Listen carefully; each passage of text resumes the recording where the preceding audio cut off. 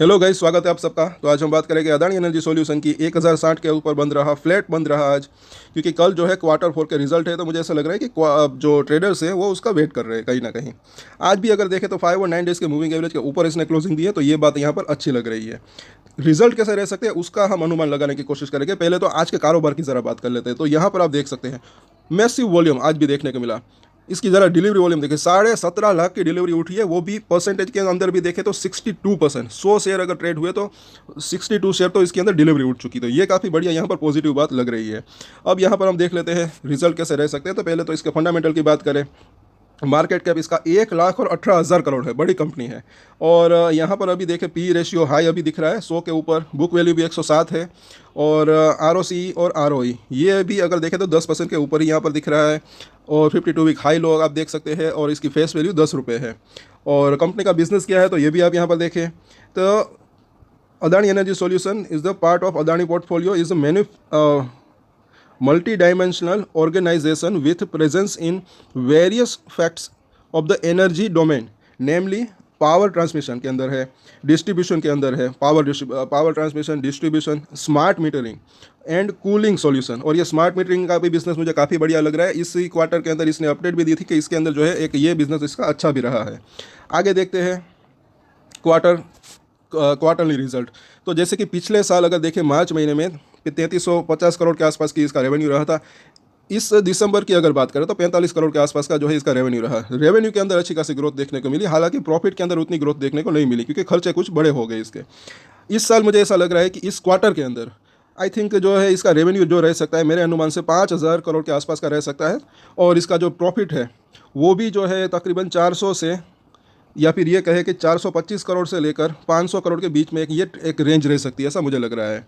और अगर ये 500 करोड़ से आसपास अगर आता है तो काफ़ी बढ़िया भी रह सकता है, एक पॉजिटिव बात इसके लिए रह सकती है। और यहाँ पर अगर आप देखेंगे एक चीज़ है कि इसके अंदर भी अभी थोड़ी थोड़ी सही, लेकिन जो है रेवेन्यू के अंदर जो है एक ग्रोथ देखने को मिल रही है, लेकिन वही ग्रोथ प्रॉफिट के अंदर देखने को नहीं मिल रही है। लेकिन आने वाले समय में वो प्रॉफिट के अंदर ग्रोथ देखने को मिल सकती है। उसके बाद जो है मतलब कि वो शेयर के अंदर भी थोड़े से मीडियम टू लॉन्ग टर्म की अगर बात करें तो एक अच्छी तेज़ी की संभावना रह सकती है। यहाँ पर भी अगर आप देखेंगे तो रेवेन्यू के अंदर एक अच्छा खासा जो है 2015 से अगर शुरुआत करेंगे काफ़ी ज़्यादा इसका रेवेन्यू बढ़ा है, लेकिन उतना ही इसका नेट प्रॉफिट नहीं बढ़ा अभी तक की अगर बात करें तो। लेकिन आने वाले समय में वो बढ़ भी सकता है। और क्योंकि यहाँ पर एक तो देखिए पहले तो पीयर कंपेरिजन इसका देख लेते हैं। यहाँ पर ये इसके लिस्टेड पीयर से एक अदानी ग्रीन एनर्जी इसके ज़्यादा पी रेशियो के ऊपर काम कर रहे हैं, बाकी सब इसके नीचे इसके कम पी रेशियो के ऊपर काम कर रहे हैं। तो अभी पी रेशियो के मुकाबले थोड़ा सा महंगा दिख रहा है दूसरी कंपनियों के मुकाबले, लेकिन आने वाले समय में ये मतलब कि अच्छा एक ठीक भी रह सकता है। अगर इसकी अर्निंग बढ़ती है तब की बात है, तो पी रेशियो थोड़ा सा कम भी हो सकता है। पहले तो इसकी बैलेंस शीट हम देखें तो बोरोविंग कितना है, तो इसके ऊपर कर्जा थोड़ा सा ज़्यादा है 36,000 करोड़ के आसपास का। लेकिन ये इसको मुझे ऐसा लग रहा है कि मैनेज कर सकते हैं, रीपेमेंट भी कर सकते हैं। और ये बिज़नेस की वजह से, बिज़नेस करने के लिए ही जो ये कर्जा लिया होगा। और ये कल भी इसकी जो है बैलेंस शीट आ जाएगी इस मार्च क्वार्टर की, तो वो भी देखना बनता है कि कर्जे के अंदर जो कमी आई है या थोड़ी सी बढ़ोतरी हुई है। और ये काफ़ी इंपॉर्टेंट भी रहता है, क्योंकि अगर आप देखेंगे एक अनुमान की बात करें तो 36,000 करोड़ की इसका ब्याज कितना होता है, तो 10% के आसपास की अगर बात करें राउंड फिगर पूरे साल की, तो 3600 करोड़ इतने तो पैसे जो है ब्याज के अंदर जाते हैं इसके। तो ये कर्जा अगर कम होता है आगे चलकर तो अच्छा रह सकता है, इसका प्रॉफिट जो है बढ़ सकता है। जैसे कि यहाँ पर देखें तो अभी इसका प्रॉफिट कितना काफ़ी कम, यहाँ पर मार्जिन जो है काफ़ी कम है। जैसे कि यहाँ पर देखें रेवेन्यू तो अच्छा खासा है, यहाँ पर पिछले साल भी 13,000 करोड़ के आसपास का था, लेकिन प्रॉफिट जो है सिर्फ 1200-1300 करोड़ के आसपास का था। तो कर्जा कम करते हैं तो और भी अच्छा रह सकता है, और आगे चलकर हो सकता है, ऐसा मुझे लग रहा है। और आगे देखे, अब इसके हमने रिजल्ट देखे, उसका अनुमान लगाया। कल क्वार्टर फोर के जब रिजल्ट आएंगे तो उसके ऊपर भी हम जो है डिटेल में चर्चा करेंगे। तो आपकी इसके अंदर अगर होल्डिंग है तो सब्सक्राइब जरूर कर ले हमारे चैनल को। रिजल्ट तो अच्छे ही रह सकते हैं ऐसा लग रहा है यहाँ पर। अगर कुछ बाजार के अनुमान से ज़्यादा अच्छे आए तो और भी बेहतर रह सकता है। जैसे कि आज भी हमने देखा, कल और शुक्रवार को भी देखा था, अच्छा खासा वॉल्यूम था। आज भी अगर देखें तो अच्छा खासा वॉल्यूम है, वो डिलीवरी भी अच्छी खासी यहाँ पर उठ रही है। ये बात काफ़ी बेहतर यहाँ पर लग रही है कहीं ना कहीं। 15 मिनट का चार्ट है ये। पूरे दिन के अंदर अगर देखें सवेरे थोड़ा सा वॉल्यूम कम था, लेकिन उसके बाद अच्छी खासी यहाँ पर जो है वॉल्यूम के अंदर एक इजाफा देखने को मिला। तो ऐसा लग रहा है कि कोई ना कोई इसके अंदर एक्यूमुलेशन कर रहा है। ये बात यहाँ पर पॉजिटिव दिख रही है। वीकली चार्ट के ऊपर देखें तो 5 और 9 वीक के मूविंग एवरेज के ऊपर अभी ये बना हुआ है, तो ये बात अभी भी अच्छी यहाँ पर लग रही है। कुछ लेवल्स को पार कर दे फिर और भी तेज़ी आने की संभावना रह सकती है। यहाँ पर अभी देखें 200 दिनों का मूविंग एवरेज बार बार यहाँ पर जो है रजिस्टर फेस कर रहा है। आज भी अगर देखें तो बिल्कुल वहीं पर इसने रजिस्ट्रेशन फेस किया, और अगर इसके ऊपर निकलता है वहाँ पर सक्सेस रहता है उसके ऊपर निकलने में, उसके बाद 1100, 1120 और उसके बाद और भी 1200, 1250 तक जाने की इसकी संभावना रह सकती है। और बुलिंजर बैंक को हम देख लेते हैं तो मिडिल लाइन से अभी ऊपर काम कर रहा है, उसी लेवल के आसपास एक्चुअली काम कर रहा है जो इसकी मिडिल लाइन है। तो अभी भी वहाँ पर सस्टेन करता है अगर, तो ये जो सबसे पहले तो इसकी जो ऊपरी लाइन है वहाँ तक, यहाँ तक जा सकता है, और नीचे में सपोर्ट कहाँ पर मिल सकता है तो 1000 रुपये के आसपास, क्योंकि इसकी निचली लाइन अभी वहाँ पर है। और यहाँ पर आगे देखिए MACD को, यहाँ पर एक चीज़ पॉजिटिव दिख रही है, कल अगर थोड़ी सी भी अगर तेज़ी आती है तो एक अच्छा खासा बुलिश क्रॉसओवर इसके अंदर हो सकता है, उसके बाद और भी तेज़ी आ सकती है। और आगे देखिए RSI को तो 51 के आसपास है, स्ट्रेंथ इसके अंदर दिख रही है, 1061 का प्राइस है।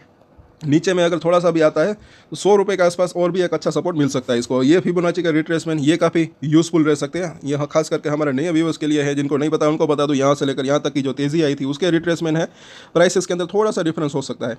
जो अभी जो प्राइस है, ये जो जितने भी लेवल है उसके जितने भी नीचे के लेवल है वहाँ पर इसको सपोर्ट मिल सकता है, ऊपर के जितने भी लेवल है वहाँ पर इसको रेजिस्टेंस का सामना करना पड़ सकता है। और जैसे कि हमने देखा ये 1100, 1120, 30 का लेवल अगर पार कर दे उसके बाद 1200, 1250 और उसके बाद और भी तेज़ी आ सकती है।